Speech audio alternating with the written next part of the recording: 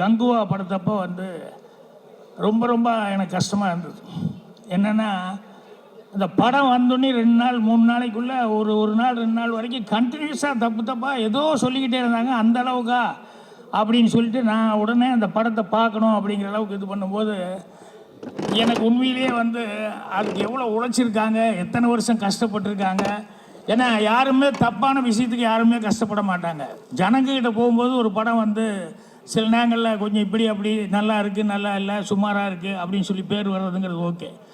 ஆனால் முதல் நாள் 2வது நாள்லேருந்தே அதை பற்றி தப்பாக பேசி அதுக்கு யாருமே வராத அளவுக்கு ஒன்று பண்ணுறதுங்கிறது நினைக்கும் போது ரொம்ப கஷ்டமாக இருக்குது. ஏன்னா எனக்கு தெரிஞ்ச அன்னக்கிளி படம் வந்தப்போ 2 நாள் 3 நாள் வரைக்கும் அந்த படத்துக்கு வந்து ஒரு இதில் அப்புறம் மவுத்து டாக் வந்ததுக்கப்புறம் அந்த படம் பிரமாதமாக அந்த படம் அந்த அளவுக்கு ஓடிச்சு. அதே மாதிரி மிஸ்கின் அவர் ஃபஸ்ட்டு அந்த படம் எடுத்துகிட்டு அந்த படம் நான் வந்து ப்ரிவியூ பார்த்துட்டு நான் ரொம்ப வருத்தப்பட்டு சொன்னேன், ஏங்க எந்த விளம்பரமும் இல்லாமல் என்னங்க இப்படி படம் ரிலீஸ் ஆகிருக்கு, இது 4 பேர்த்துக்கு போட்டு காமிச்சு அவங்களுடைய இதெல்லாம் முக்கியமான டைரக்டர் சீட்டையெல்லாம் வாங்கிட்டு நீங்கள் விமர்சனம் வாங்கிட்டு நீ படம் ரிலீஸ் பண்ண வேண்டாமா அப்படின்னு சொல்லிவிட்டு, இல்லை சார் ஒரு நெருக்கத்தில் பண்ணிட்டோம் அப்படின்னேன். அப்புறம் இதை போய் ஆஸ்கார் ரவிச்சந்திரன் கிட்ட கொண்டு போய் காமிச்சேன்னு, சார் இவ்வளோ சொல்லியிருக்காருன்னா படம் அப்படியா அப்படின்னு சொல்லிவிட்டு அவர் இன்னொரு தடவை படம் போடுங்க அப்படின்னு சொல்லிவிட்டு அதுக்கப்புறம் படத்தை போட்டு பார்த்ததுக்கப்புறம் ஆஸ்கார் ரவிச்சந்திரன் அவர்கள் ஒரு 15 நாள் அப்புறம் அதுக்கு வந்து எவ்வளோ பப்ளிசிட்டி கொடுக்குறோமோ கொடுத்து பூஸ்ட் பண்ணி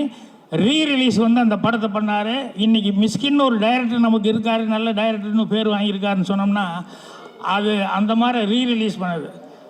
அதே 16 வயதில் நான் அசிஸ்டன்ட் டைரக்டராக வேலை பார்த்த படம், அதுக்கும் அப்படி தான். முதல்ல வந்து 2 நாள் 3 நாள் வந்து டாக்கே வந்து ஒன்றும் வரல. எங்கள் டைரக்டரில் ரொம்ப அப்செட் ஆகிட்டார்.